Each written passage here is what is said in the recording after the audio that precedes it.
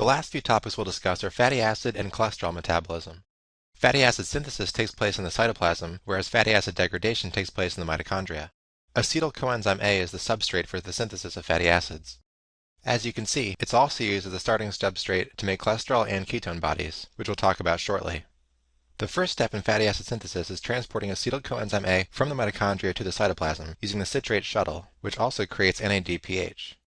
Next, the 2-carbon acetyl coenzyme A is carboxylated to the 3-carbon malonyl coenzyme A, which requires the enzyme acetyl coenzyme A carboxylase, and like most carboxylation reactions, also requires biotin as a cofactor. This is the rate-limiting step of fatty acid synthesis, and therefore is the most heavily regulated. Next, fatty acid synthase is used to add 2 carbon units from malonyl coenzyme A to the growing fatty acid chain until it reaches its full length. This also requires NADPH, which conveniently was already produced from the citrate shuttle. Subsequent modification of palmitate can lead to further chain elongation, desaturation, or acylglycerol formation. Since carbons are only added 2 at a time, this can only create even-chain fatty acids, which have an even number of carbons. To create odd-chain fatty acids, propionyl coenzyme A is used. For the same reason, when odd-chain fatty acids are degraded, they also have to create a molecule of propionyl coenzyme A, which enters a TCA cycle as succinyl coenzyme A. Fatty acid degradation, also called beta-oxidation, occurs in the mitochondria, since this is where its products will be used. Acyl coenzyme A is transported into the mitochondria using the carnitine shuttle, which is inhibited by malonyl coenzyme A. The fatty acid chains are broken at the bond between the alpha and the beta carbon, which is why this is called beta-oxidation. This results in acetyl coenzyme A molecules, which can then enter the TCA cycle or be used more directly for energy by being used to make ketone bodies.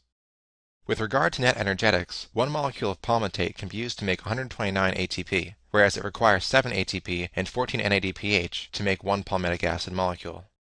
If a patient has a carnitine deficiency, they can't transport acyl coenzyme A into the mitochondria, so they accumulate toxic levels in the cytoplasm. Since this indirectly prevents both ATP production and gluconeogenesis, findings include weakness, hypotonia, and hypoketotic hypoglycemia.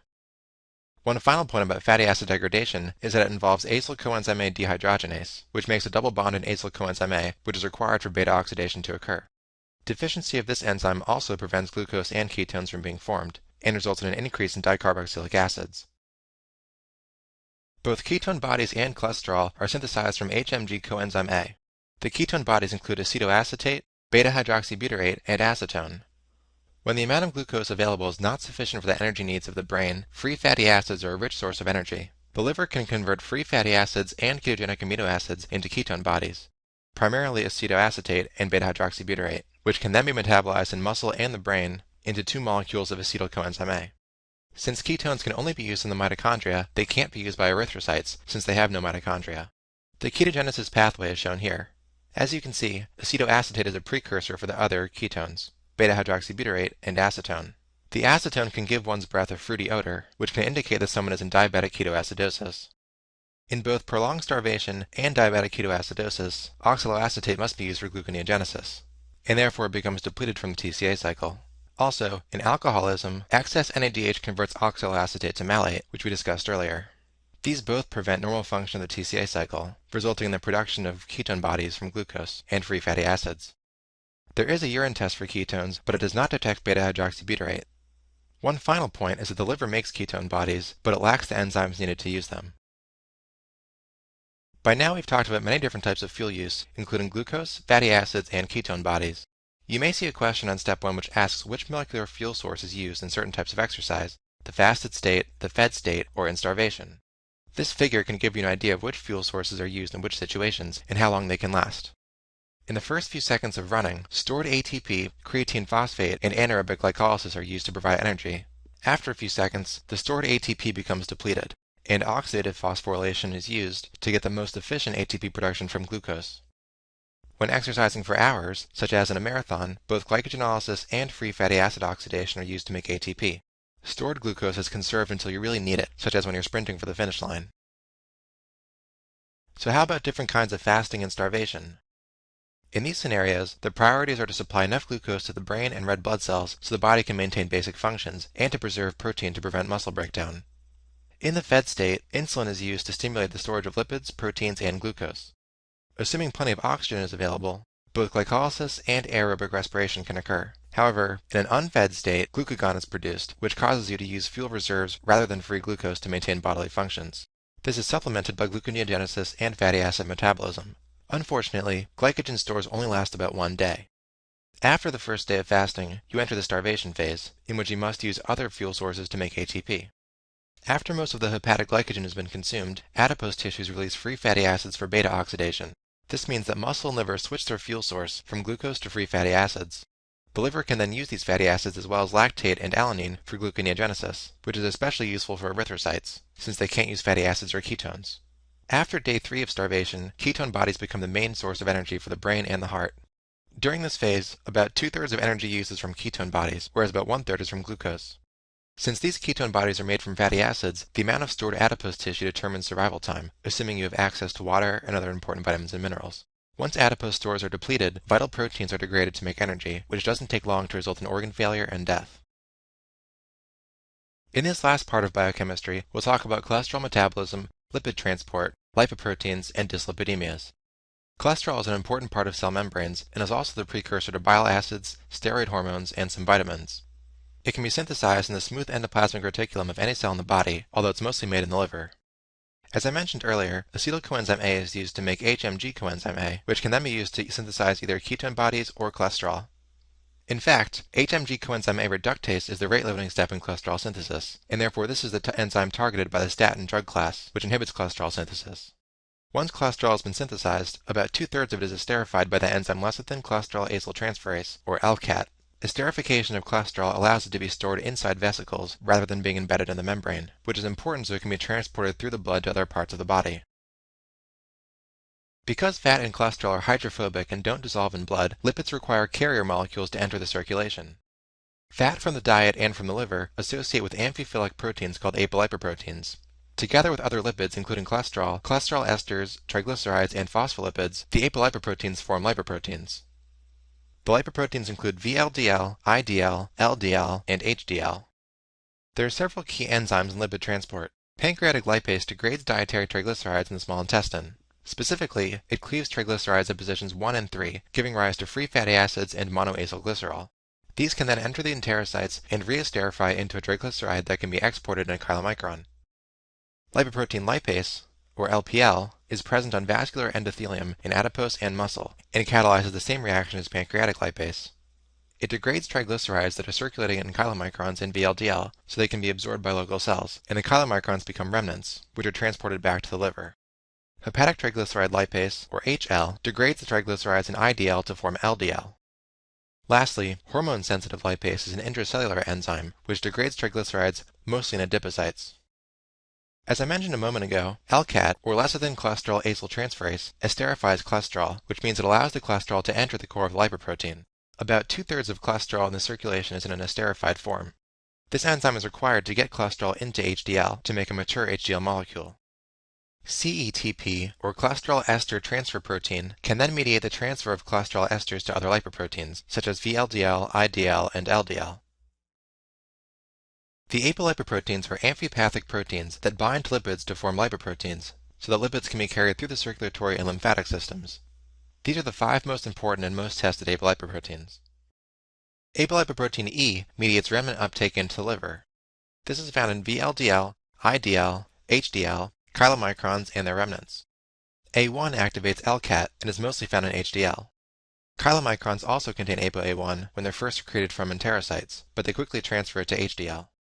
Apolipoprotein C2 is a cofactor required for lipoprotein lipase, but is used for degrading triglycerides in VLDL and chylomicrons, which are the 2 lipoproteins that contain C2. B48 mediates chylomicron secretion, so this is found in chylomicrons and their remnants. Our last major apolipoprotein is B100, which binds to the LDL receptor and mediates VLDL secretion. This is mostly found in VLDL, IDL, and LDL. The lipoproteins are named according to their density. From low to high density, we have chylomicrons, VLDL, IDL, LDL, and HDL. In general, higher density implies more cholesterol and proteins, less triglycerides, and a smaller size. HDL is an exception because its cholesterol content is only moderately high, and most of its high density comes from proteins. We'll start by talking about where chylomicrons come from. The dietary lipids in enterocytes enter the endoplasmic reticulum, where they co-assemble with freshly translated large apolipoprotein, which is ApoB48. This can become a chylomicron, which also contains ApoA1, C2, and E. From the intestine, chylomicrons enter the lymphatic system and go through the thoracic duct before reaching the blood. The main role of the chylomicron is to deliver dietary triglycerides to peripheral tissues. As you can see in this image, in which T represents triglycerides and C represents cholesterol, chylomicrons mostly contain triglycerides and only a small amount of cholesterol. Once they've delivered most of their triglycerides to other tissues, what remains is the chylomicron remnant, which transports the remaining cholesterol to the liver. Although VLDL still has more triglycerides than cholesterol, it has a higher cholesterol content than chylomicrons. An important distinction between VLDL and chylomicrons is that VLDL is secreted by the liver, whereas chylomicrons come from the intestine. However, VLDL and chylomicrons have a similar function, which again is to deliver triglycerides to peripheral tissues. After they've delivered some triglycerides, the VLDL remnants are called intermediate density lipoproteins, or IDL. Although IDL can be taken up by the liver, it often just loses its ApoE and becomes LDL. The main apolipoprotein in LDL is B100, and its function is to deliver hepatic cholesterol to the peripheral tissues. During the transitions from VLDL to IDL and from IDL to LDL, lipoprotein lipase was used to allow triglycerides to be delivered to tissues. Therefore, in LDL, mostly cholesterol remains. LDL and its cholesterol are taken up by cells via receptor-mediated endocytosis. This means that cells need to have the LDL receptor to take up cholesterol from LDL. We'll talk about this more in a minute when we go through dyslipidemias. In large arteries, LDL can get oxidized and trapped in the vessel intima. Oxidation of LDL causes macrophages to recognize it as a pathogen, so they endocytose it and become foam cells, which is the beginning of atherosclerosis. Our last lipoprotein is HDL, which is often referred to as the good cholesterol. That's because HDL basically has the reverse function of LDL, since it transfers peripheral cholesterol, including that in atherosclerotic plaques, back to the liver. It also acts as a repository for ApoC and ApoE, which are used for chylomicron and VLDL metabolism. HDL is produced both in the liver and the intestine. When HDL is created, its core is mostly empty, but its membrane has lots of proteins, which gives it its high density. As it travels through the circulation, it picks up cholesterol, causing it to fill up and expand until it ends its journey at the liver.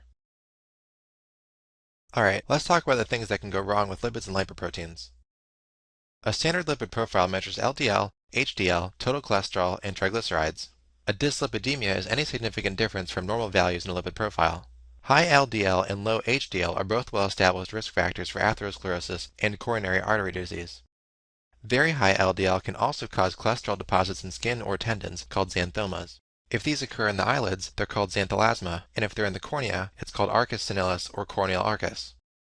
Alright, let's talk about the hyperlipoproteinemias. Type 1 dyslipidemia, also called hyperchylomicronemia, is defined as an increase in chylomicron levels. This results in elevated levels of triglyceride and cholesterol in the blood, although it mostly affects triglycerides. Hyperchylomicronemia is caused by autosomal recessive deficiency in lipoprotein lipase, or apolipoprotein C2, which is the cofactor for lipoprotein lipase. This can result in pancreatitis, hepatosplenomegaly, or pruritic xanthomas. However, it's important to note that this does not increase the risk of atherosclerosis. Type 2A dyslipidemia is called familial hypercholesterolemia and is characterized by increased LDL levels. It's caused by an autosomal dominant mutation that results in absent or deficient LDL receptors. Without LDL receptors, LDL can't be taken up by tissues, and therefore it accumulates in the blood, eventually becoming deposited in the walls of the vessels. This accelerates atherosclerosis and also causes tendon xanthomas and corneal arcus, which is the pale arc of yellow cholesterol you can see in this image. These deposits usually begin at the top or bottom of the iris and fill in until they cover the whole circumference. There's also usually a thin, clear section separating it from the sclera. Type 4 dyslipidemia is also called hypertriglyceridemia and is characterized by high VLDL levels. Since VLDL contains mostly triglycerides, you'll see increased triglycerides in a lipid profile. This most notably causes pancreatitis. So that's all for the hyperlipoproteinemias. Now we'll end with the hypolipoproteinemia, which is called A-beta-lipoproteinemia. This is a rare autosomal recessive disease which results in an inability to synthesize lipoproteins due to deficiencies in ApoB100 and ApoB48. Symptoms start to appear soon after birth and include failure to thrive, steatorrhea, acanthocytosis, ataxia, and night blindness.